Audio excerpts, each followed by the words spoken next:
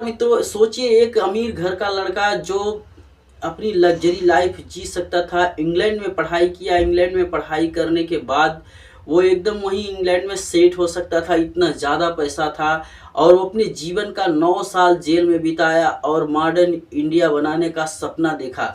जी हाँ, हम बात कर रहे हैं पंडित जवाहरलाल नेहरू के बारे में। पंडित जवाहरलाल नेहरू का जन्म आपको बता दें कि 1889 में इलाहाबाद में हुआ था। और ये इंग्लैंड में अपनी पढ़ाई की, वहीं से लॉ की पढ़ाई की, वहीं से अपनी स्कूलिंग पूरी की। और इसके बाद वो भारत जब आए तो 1916 में महात्मा गांधी से मिले, और महात्मा गांधी से मिलने के बाद पूरी लाइफ स्टाइल उनका चेंज हो गया दोस्तों। उनका सोच एकदम बदल गया। वो फिर आज़ादी चुना, अपनी लग्जरी लाइफ, आराम वाली ज़िंदगी छोड़ करके उन्होंने आज़ादी का रास्ता चुना। और आज़ादी के हिस्से में उन्होंने कई बार जेल भी काटा। आज़ादी के लिए उन्होंने कई संघर्ष किए, कई आंदोलन किए, और वो अपने जीवन का 9 साल जेल में बिताए। और बाद में जब सन 1947 में हमारा देश आज़ाद हुआ, जब हमारा देश आज़ाद हुआ तो वो पहले हमारे देश के प्रधानमंत्री बने। इनके पिताजी का नाम मोतीलाल नेहरू था। ये इनके पिताजी एक बैरिस्टर वकील थे, बहुत बड़े वकील थे उस समय के।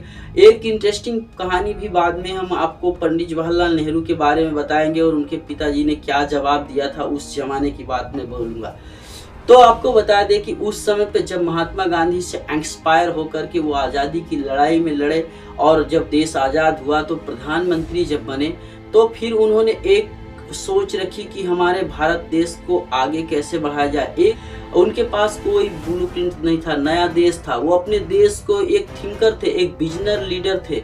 बहुत से लोग उन्हें डिबेट भी करते हैं, लेकिन अपने देश को आगे ले जाने में प्रधानमंत्री नेहरू जी का बहुत ही बड़ा योगदान है। आज जो हम टीवी, मोबाइल, फ्रिज, कूलर जो भी है ये यूज करते हैं, तो सिर्फ ये प्रधानमंत्री नेहरू जी की सोच के कारण आज हमारा ये यहाँ पर संभव है। मोबाइल यूज कर रहे थे, ये technical AIIT, AIEEE, IIM, scientific research centre, institute tech से रिलेटेड उन्होंने कई ऐसे संस्थान ड्रम्स बनवाए जिसमें रिसर्च चालू हुआ, और एक एक से रिसर्च चालू हुआ, जो देश में आज हर सुख सुविधा के पीछे उनका ही हाथ है।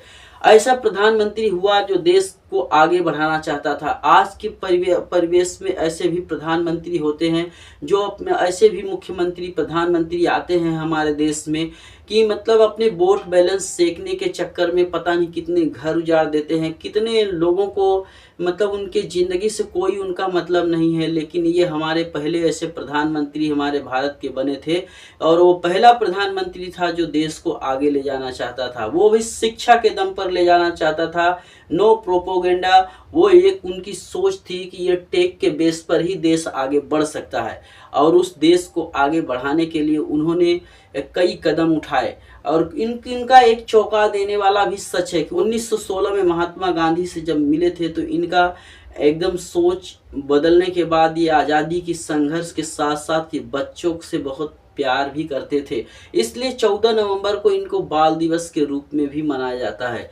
बाल दिवस के रूप में इनको चाचा नेहरू कह करके याद किया जाता है, और बाल दिवस के रूप में इन्हें मनाया जाता है। ये हमारे देश के ऐसे विजनर नेता थे जो आज तक कभी हुए ही नहीं।